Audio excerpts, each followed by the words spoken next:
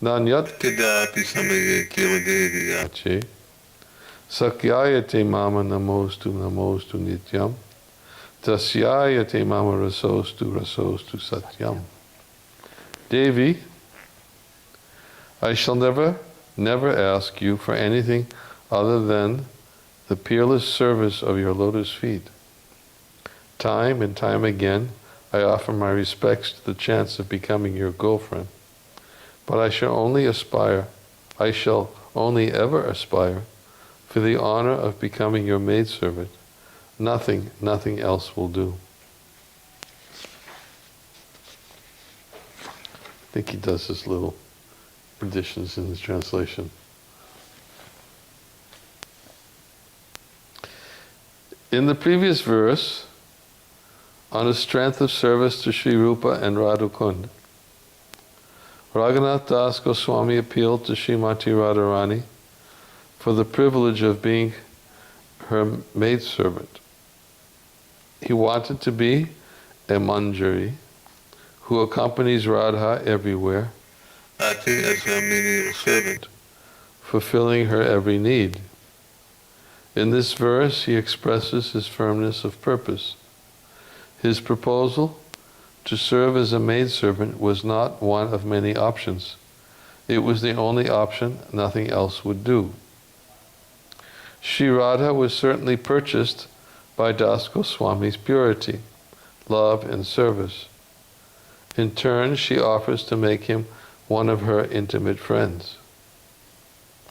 You can be like Lalita and Chitra. In that way you are mine, and more so also Krishna's.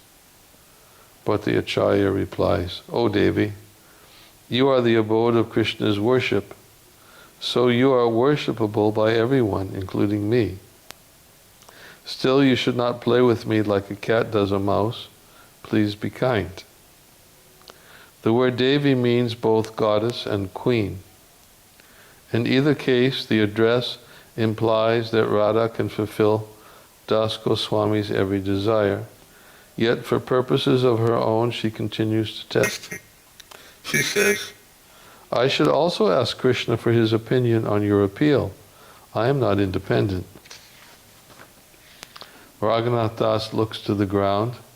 Srimad Bhagavatam says, Anapayani Bhagavati Shri Sakshad Atmano Hare. The goddess of fortune Shri, who never leaves the Lord's side, appears with him in this world as the representative of his internal potency. Srimati Radharani is not separate from Krishna. Her decision is his, and yet she is also independent in her choices. The Acharya wonders, what offense have I committed to be rejected by her? Because Radha is the custodian of divine love and is therefore resplendent with its golden color, Raghunath Das calls her Devi. He thinks, I am a pauper calling upon the queen for her alms, and she will not even open the door. What can I do? It is obvious that Raghunath Das Goswami has an overwhelming preference in terms of his perfection, and that preference is as a manjari. One may wonder why such an advanced Vaishnava is so persistent. Should he not be free of desire and simply accept the will of his worshipable deity? Are pure devotees not desireless? According to Rupa Goswami's definition of pure devotion, Raghunath Das Goswami is very much in keeping with the conduct of a selfless, pure devotee. He is free of taint. Pure devotion is described in this way, Anya balashita shunyam kyana kamadyan avartam anukliyena krishnano shilanam bhakti uttama. When first-class devotional service develops, one must be devoid of all material desires, knowledge obtained by monistic philosophy, and fruitive action. The devotee must constantly serve Krishna favorably, as Krishna desires. This verse spurns all variety of selfish desires in both the material and spiritual spheres. But it does not discount all desire, for that would deny a constituent of spiritual substance.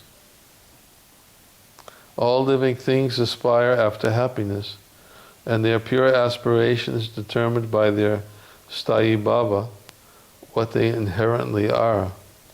Raghunath Das Goswami is now a manjari by constitution, and his desire to be that is natural, existential, and not a barrier to devotion. I'm asking the question. I do this a lot with Sri Ramaswamy when I read his writing, because sometimes he uses certain words for emphasis. So here he says, Raghunath Das Goswami is now a manjari by constitution.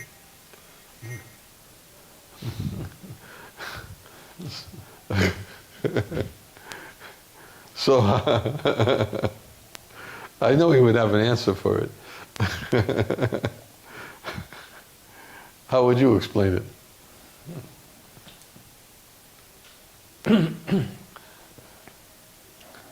That brings into mind the question about inheritance. Inherited? No, I'm not going to go there tonight. You know my feelings. Yeah, I know your feelings. But it seems like, this contradiction is somewhat artificial between inherited and inherent, because it's both, as always in our philosophy. It's not either or. In one sense, it's inherent, definitely, because there is a constitution and nature. But at the same time, there is a process of becoming what we're supposed to be. So there is no contradiction in the real sense, because we're supposed to be somebody, but at the same time we are somebody, but there is a process of becoming it. Constitutionally? We are somebody constitutionally, but it's the same comparison which Prabhupada gives. Every child has the propensity to walk. By constitution, by nature, he has the ability to walk. Otherwise, he would not be able to walk. But still, there is a process of developing this nature to the fullest extent. So the same thing. So here. how would you define the firm internal conviction that this there is no other choice? This is it. How would I define? Was it inherited? Yeah, it's definitely no. It's well, no. It's inherent. It's like what Bhaktivinoda Thakur is explaining in Jaiva Dharma in the last chapters, when they read the stories and somebody develops the feeling, yes, that's what I am. Yes. So it's a certain intuition which comes to you, and it comes from the nature which is inherent. But still, despite of this, there is a process of becoming what you're supposed to, what you are, or what you're supposed to be. When did it become inherent? It's inherent from the time immemorial. It's our propensity to serve in a certain way. But it becomes clear to us in a certain... I'm playing a devil's advocate, by the way. I understand. But it becomes clear to us at a certain point of time. It's always inherent, so it's always there, but we may not know about this. We don't know about this. Oh, what about Sundar who says what's inherent is service?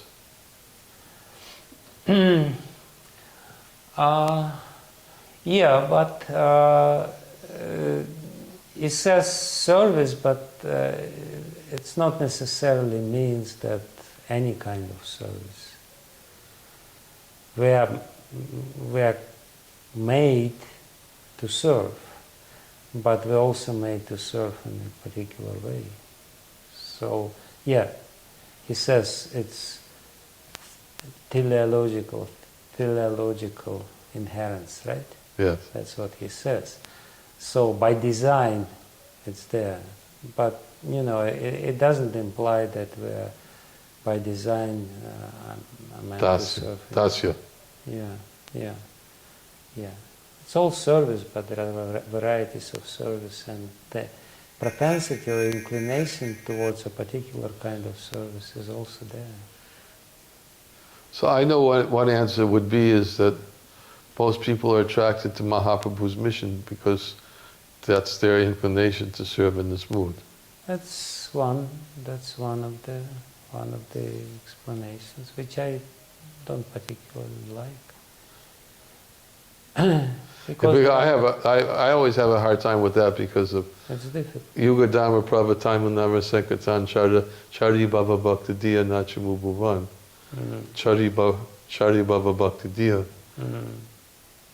Lord Chaitanya, Krishna purposely said, I will come out to inaugurate the four types of loving ecstatic emotions of spontaneous devotional service.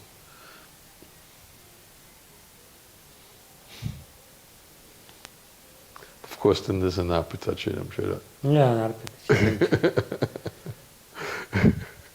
Yeah. It's very specific there. Yeah, how do we put those two verses together?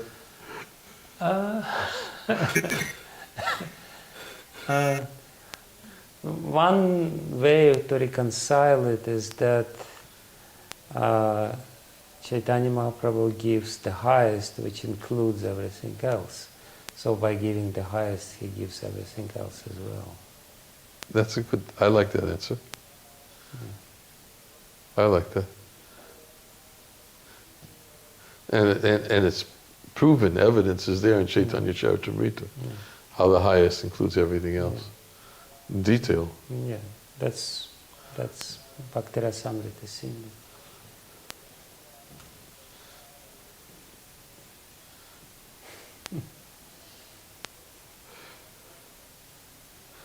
So,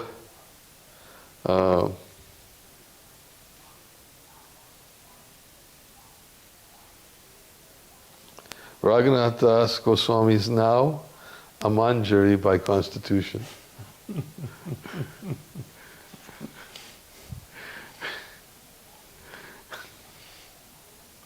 Somehow, some editor would probably have a hard time with this statement. I know. When we're reading together, I do this to him, but he's always got an answer.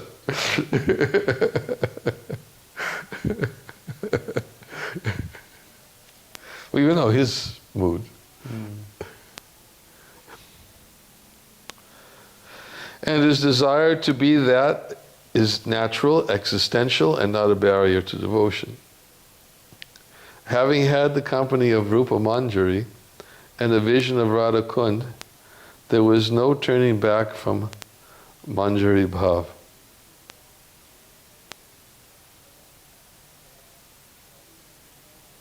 Which sort of like is further explains what the point that you made is a process.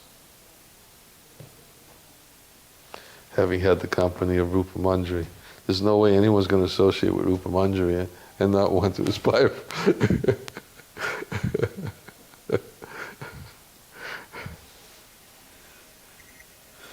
And the vision of Radha Kund, there was no turning back from Manjari Bhav. Moreover, the primary characteristic of bhakti is favorable service to Krishna. Das Goswami's desire to serve as a maidservant is certainly favorable. More than that, it is the best way for him to serve Radha and the best way to serve Krishna. The Acharya thinks, if I were a Saki, my affection for Radha would be diluted by my love for and contact with Krishna. As her friend, I would not have the right to shadow her or render menial service like an underling. I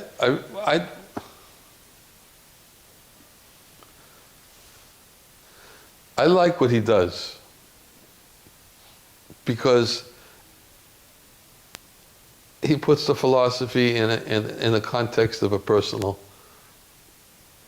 exchange, dialogue. Mm-hmm. Although to say that Raghunath Das Goswami is thinking this way is a projection. You know, that he's internally saying, giving his arguments why Srimati Radhika's proposition to become a friend is well, I think he more or less presents it as her testing of Raghunath Das's aspirations. Mm-hmm. Yeah, but it's legitimate because it's more or less elaboration of the verse. It's kind of. It's there in the verse. There in the verse. Contextually, it's there in the verse. That's how acharyas comment on. Yes, I've read others. Yeah.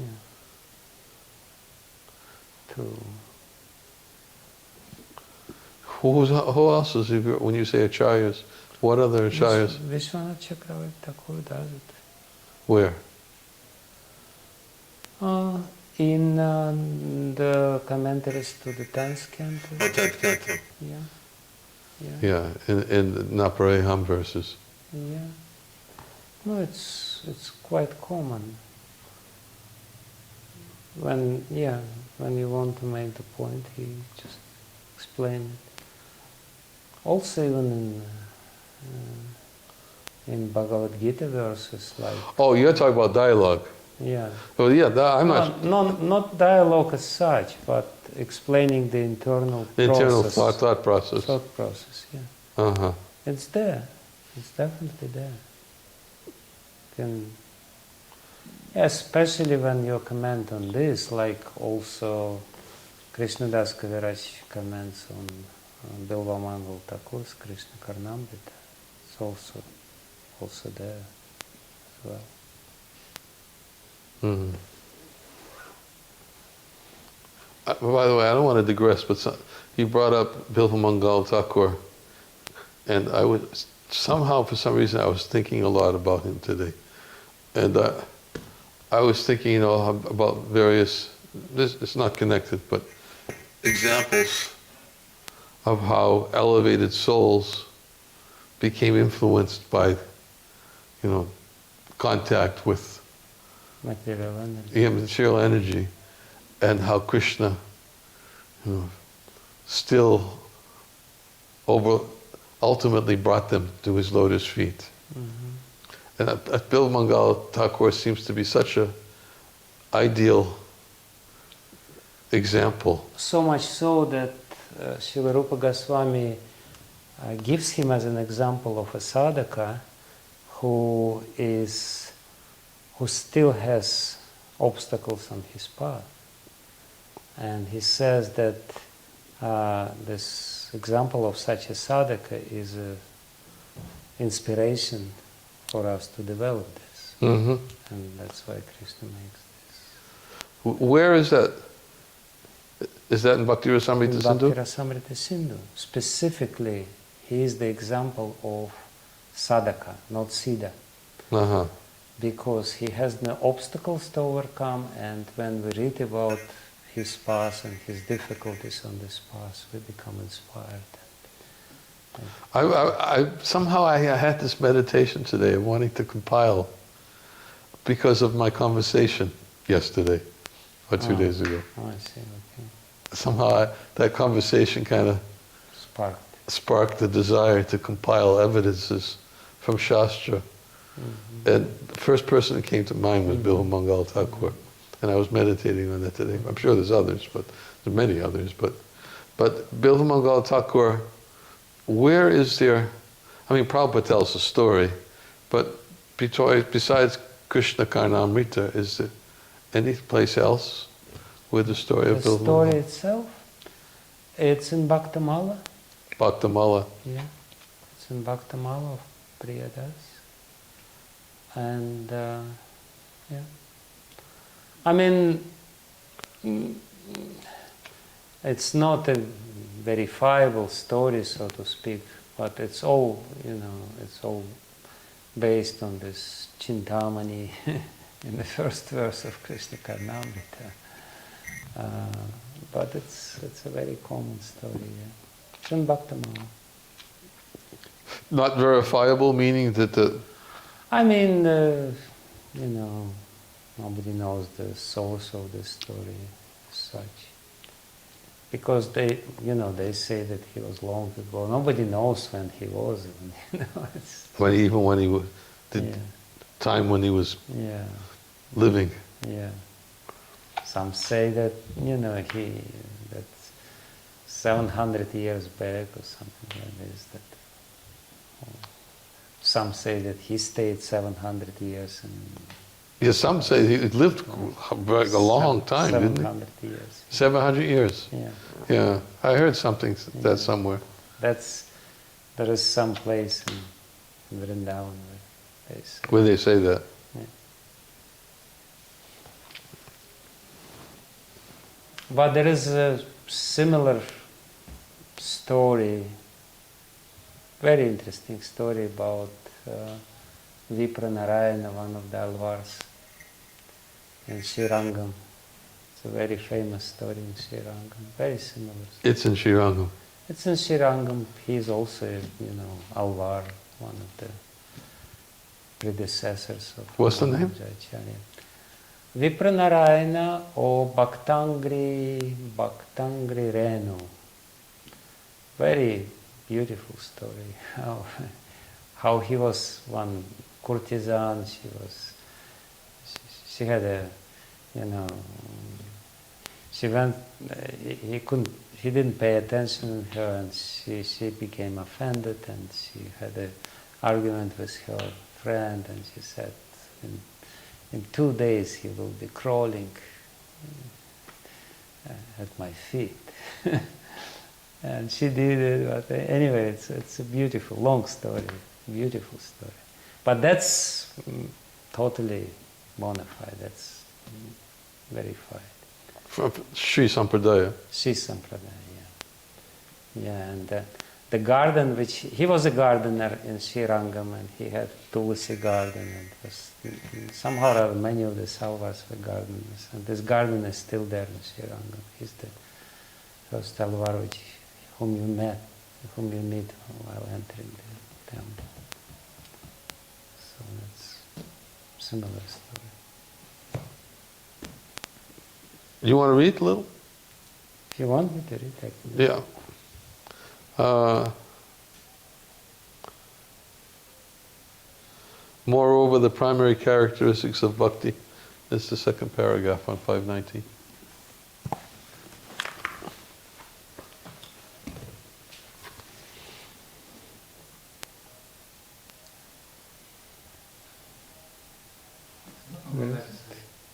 Right side.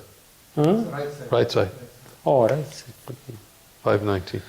Moreover, the primary characteristic of bhakti is favorable service to Krishna. Dasa Goswami's desire to serve as a maidservant is certainly favorable. More than that, it is the best I already read this, but it's okay. Go ahead. It is the best way for him to serve Radha and the best way to serve Krishna.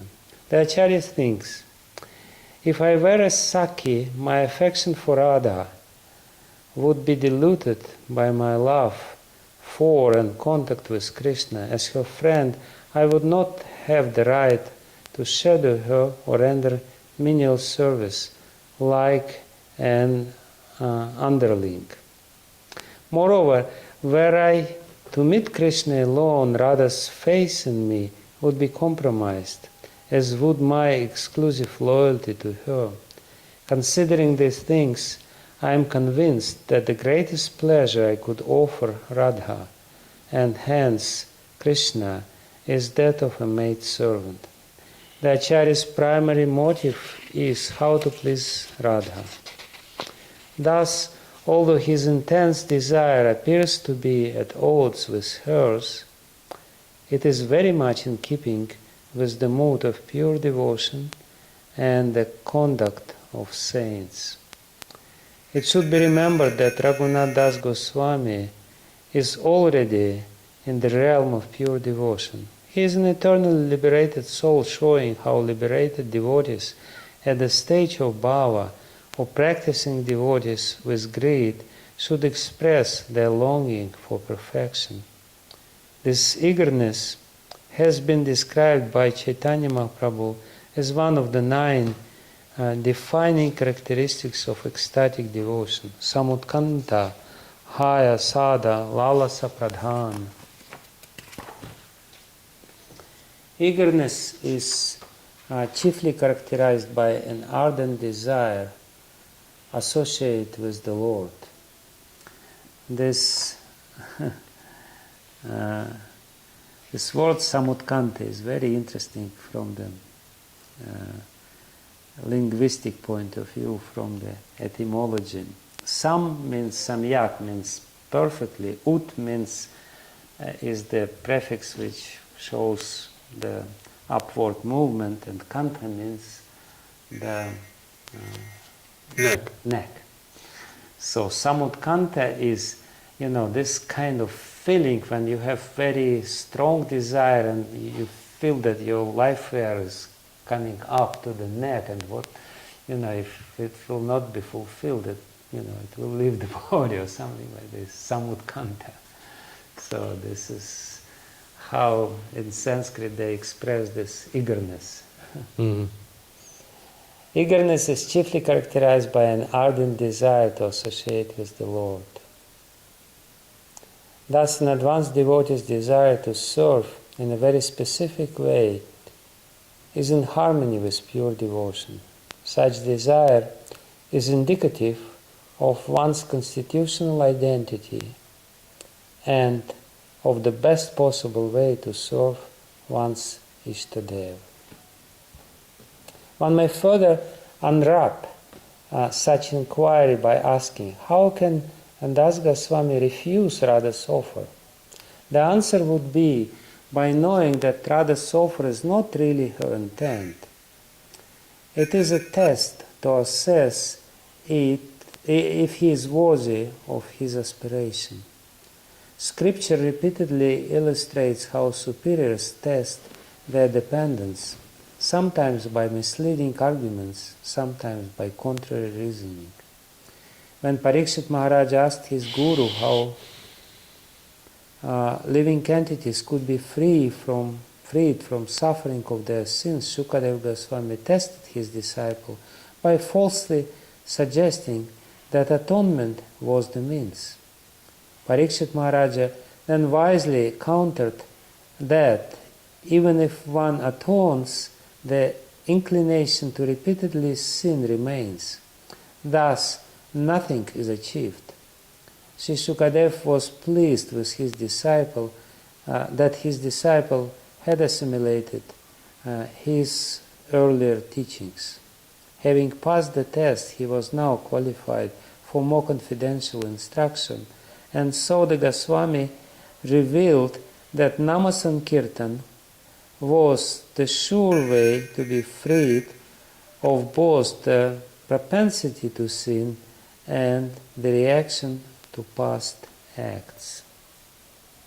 Similarly, when Narada found little Dhruva searching for a kingdom that would surpass his father's, the sage tried to discourage the boy from the severe austerity such a goal would entail.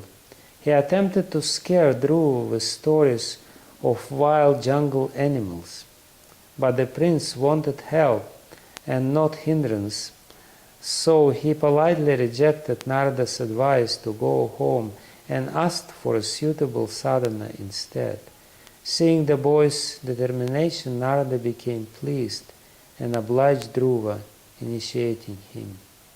In this way, Krishna, or his representative, will sometimes test a devotee's determination for an attainment, and a disciple who is attuned to his guru will understand the purpose behind such stratagem. Stratagem? Stratagem. Right? Yeah, stratagem. Similarly, when aware of Radha's true intent, Dasa Goswami thinks, what I have asked for is a rare and precious privilege. No doubt, she is testing my resolve. Want to read further? Yeah. What time is it?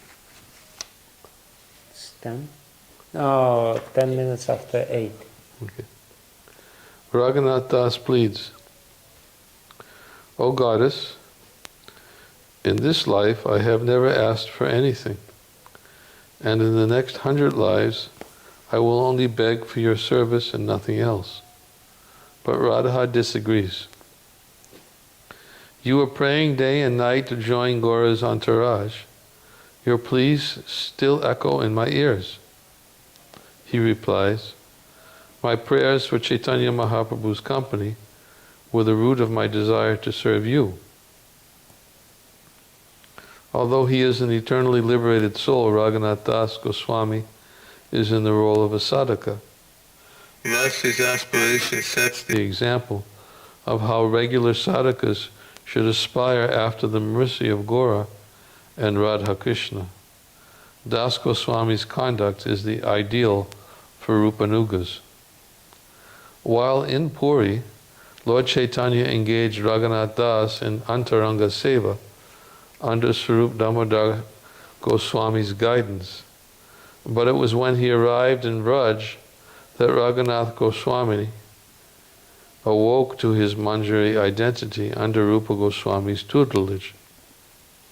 The spiritual path from Saptagram to Puri, then from Puri to Vraj, was a journey of many stages, of which the finale would be entrance into Radha's Manjari and entourage. He continues, by Lord Gauranga's grace, Swarup Goswami taught me to meditate upon your lotus feet. Rupa Goswami described to me the glories of your service, and finally your lake blessed me with the yearning to be your maidservant.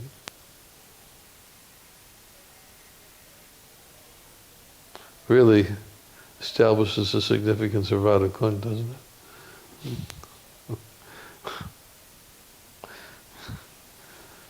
O Devi, do not cut down the flowering vine of my long-held aspiration. I have invested this entire life just in you. Will you deny an old man at the threshold of death?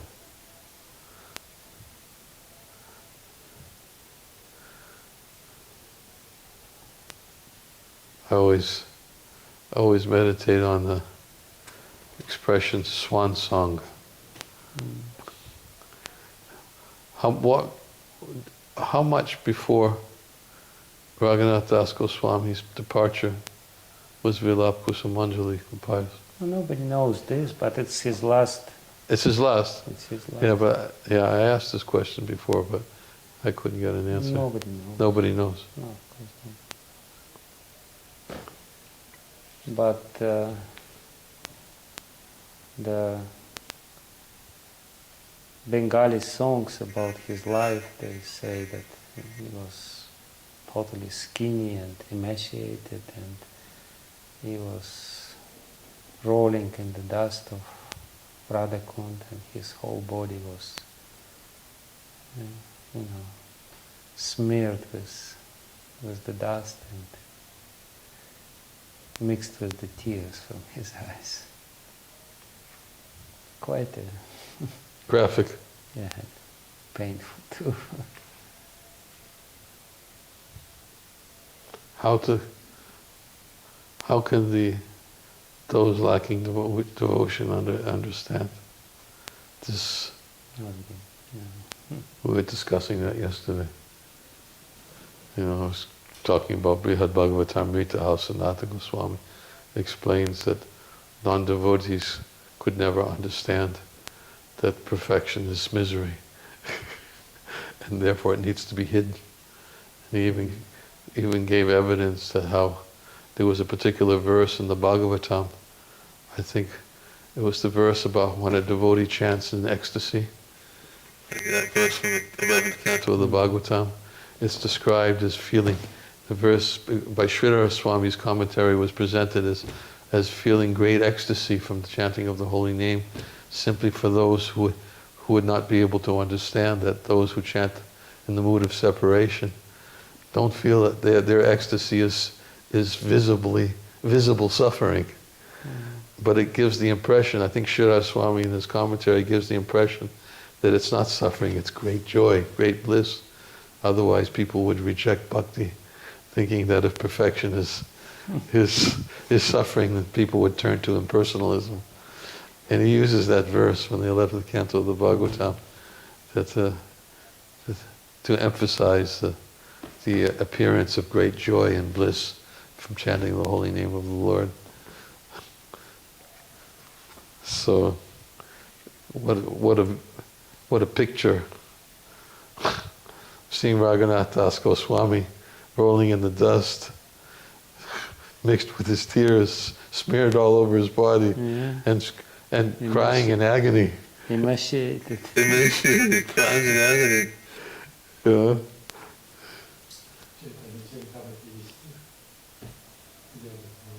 Huh?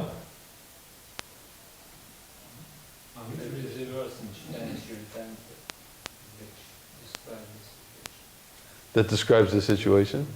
Comparing sweet sugar, liquid, and poison. Uh-huh. It's Madhya Lila, second chapter,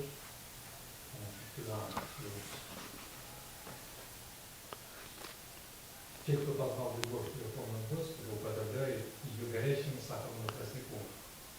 Он так обжигает, что его едва можно есть, но при этом настолько вкусен, что от него невозможно оторваться. Таким образом, если у человека есть хотя бы крупица любви к Богу, он способен понять ее великую силу. Эту любовь можно сравнить лишь с ядом и нектаром, смешанными вместе. На английском? На английском? Пожалуйста.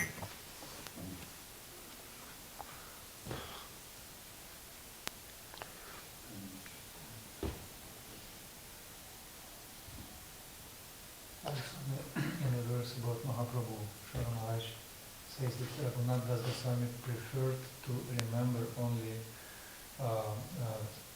ecstasies of Mahaprabhu when he was with the raised hands dancing and walking next to the Jagannath Mandir and singing Hari Haraya Nama Krishna. And other ecstasies were devastating to him, so he preferred not to remember them.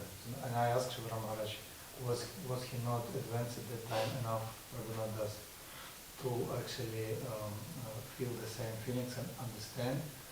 He said, no, those ecstasies were devastating for Raghunath Das Goswami, even for Swarup Damodar Goswami, when especially limbs would fade, when blood would come out, of course. when teeth would move, and no one could relate to it. It was even advanced devotees, even Swarup Damodar Goswami could not enjoy that view. So certain ecstasies are totally not enjoyable even by great Vaishnavas. Yeah, it's in Chaitanya Charitamrita. When they found Lord Chaitanya in Puri, in the ocean, coming from the sea. What's the place called? It's towards When the Konark. fishermen. It's Konark. Yeah. Near Konark. When the fishermen found him, and they came upon him, they couldn't tolerate seeing his body disfigured. That's why they tried to bring him back to external consciousness.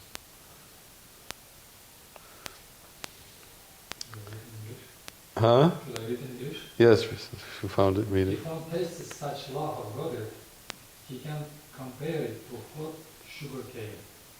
When one chews hot sugar cane, his mouth burns, yet he cannot give it up.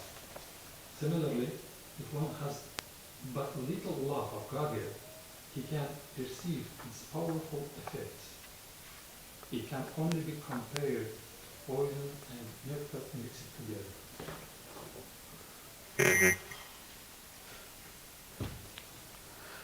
Okay.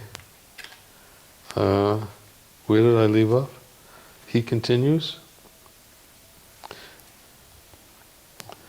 O Devi, O Devi, do not cut do down. not cut down the flowering vine of my long-held aspiration.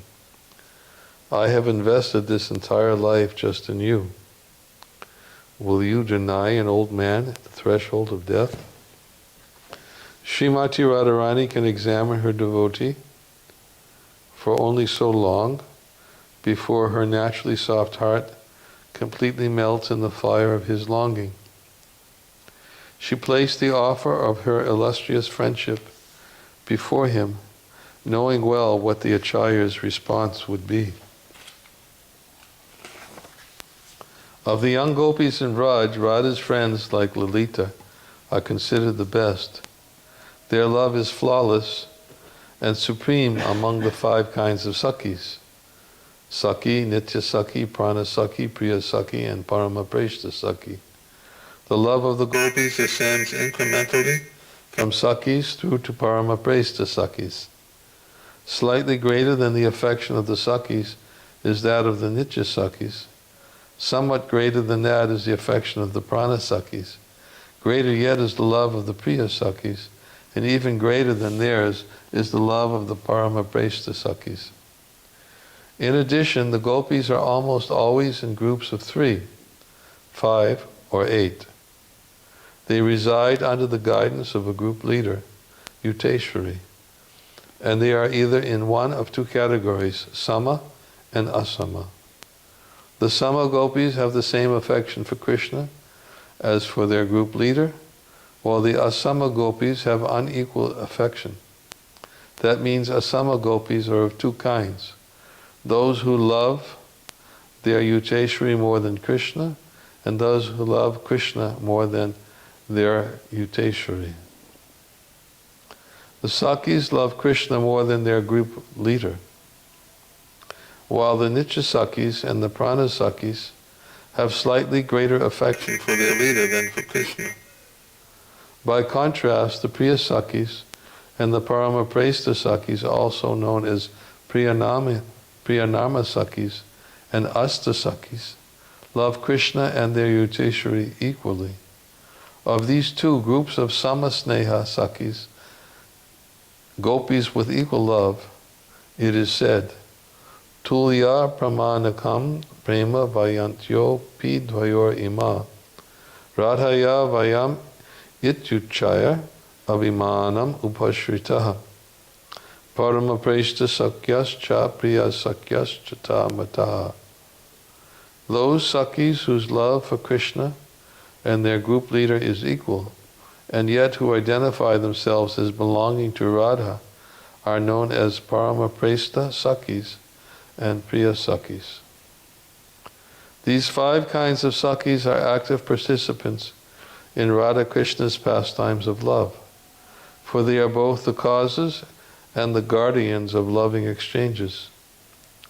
They are well versed in the art of increasing Krishna's love for the Yuteshwari and of her love for him. Sometimes they incite the group leader to capriciousness. Then they lighten the atmosphere by jokingly arranging a meeting between the 2. Often, Radha's in-laws pose such formidable obstacles to meeting Krishna that she is almost thwarted.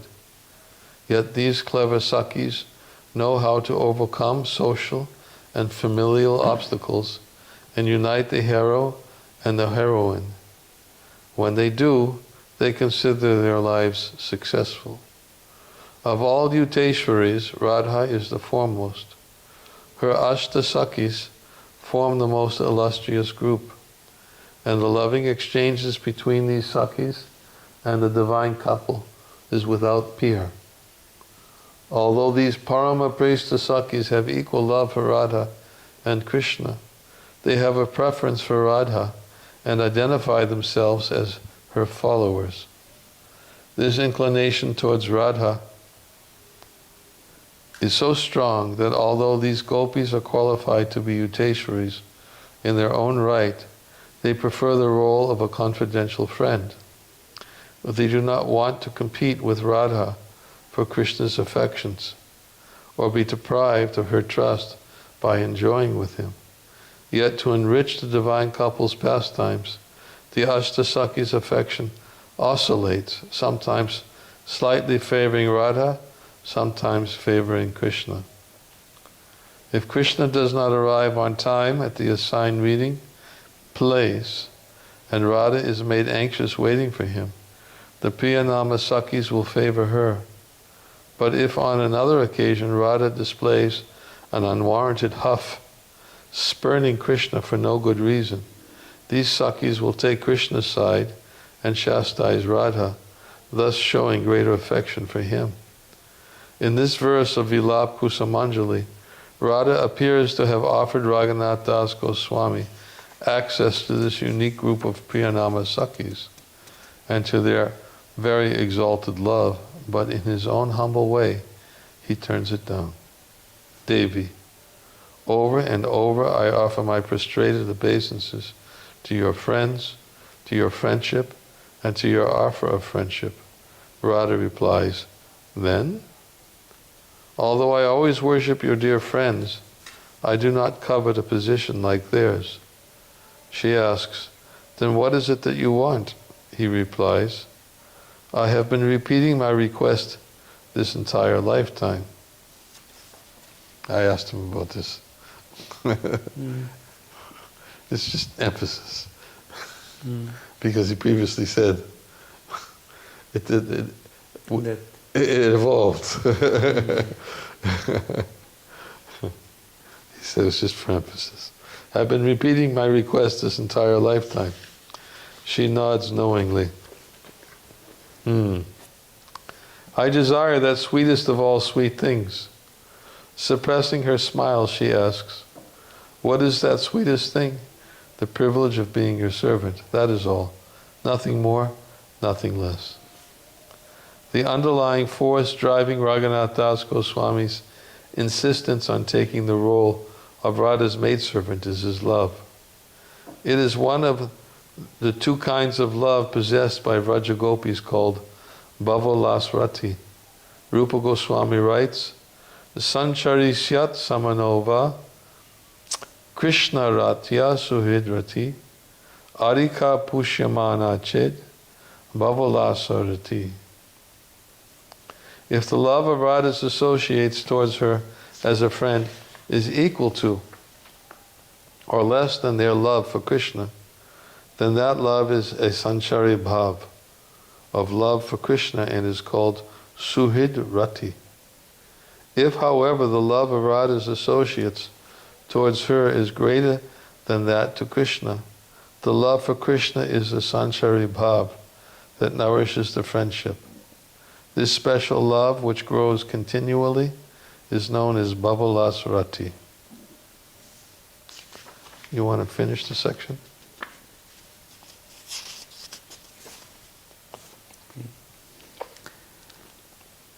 Radha's confidence,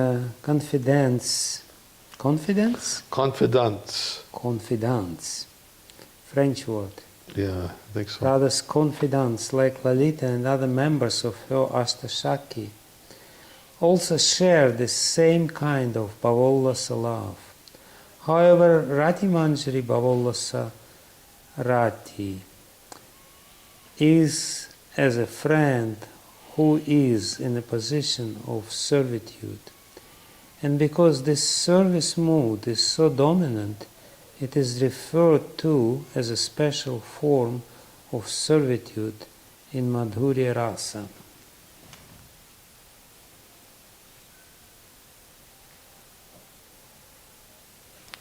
Radha reasons, perhaps you are too shy to tell me that you want to be my friend. Perhaps it's your humility that makes you say that you want to become my maidservant. Raghunath Das Goswami raises his hands in prayer. With hands joined, with palms joined, I beg you not to tease me. Goddess, I tell you the truth. The desire to be your Sakhi has never ever entered my heart, even in a dream. I have never had any desire other than to be your maintained maidservant, your Palya Dasi. Raghunath Das Goswami prayer lies in his Gopi identity. As a Gopi with Bhavolasa love, he simply cannot love Radha or Krishna in the way of a Sakhi. That said, it should be emphasized that he has the divine lust of a Gopi known as Kamatmikarati, as a result of which he is spontaneously attracted to Krishna as a paramour. But unlike the Sakhis who desire to enjoy directly with Krishna, he desires instead to taste and share in the sweetness of Radha's enjoyment with Krishna. In short, the Sakhi's enjoyment is direct, and that of the Manjaris indirect. The nature of the Manjari's love is further illuminated by Rupa Goswami by the use of another term, tat bhavechatmika, which indicates a type of bhakti whose life, atma, resides in the desire, ichha, to relish the love, bhava, of Srimati Radharani, tat bhava ichatmika. Thus, the love of a maidservant is known by two terms, bhavollasa and tat bhavechatmika. By contrast, the love of the Sakhis is also known as sambhogecha-mai, because their desire, ichha, is for enjoying sambhoga with Krishna. The Sakhis are eager to delight in a romantic relationship with Krishna, and the Manjaris are eager to know Radha's ecstasies in her romance with him. These two divisions of conjugal love are expressed in this way. Keli tat paryavatyeva sambhogecha mai bhavet tad bhavechatmika tasam bhava madhurya kamita. The term sambhoga echamai indicates loving devotion that is characterized by a desire for conjugal enjoyment with Krishna, while tad bhavechatmika specifies another love in which the gopis long to experience the sweet mood of those girls mentioned above, who, like Radha, directly enjoy with Krishna. If, in the definition of pure devotional service, the freedom from selfish desire, anyabhilashata shunyam, is taken to its transcendental extreme, then the tat bhavechatmika love of Manjaris can be considered the purest of the pure. All other mellows of devotion want to give enjoyment to Krishna directly, but Manjaris forsake direct contact with Krishna to serve those who are most expert at pleasing Krishna in the exalted conjugal mellow. In that way, they serve him indirectly, and in one sense, the Lord treasures the Manjari's love and service as the most favorable, anukulya, form of devotion. Hare Krishna. Yeah. Hare Krishna.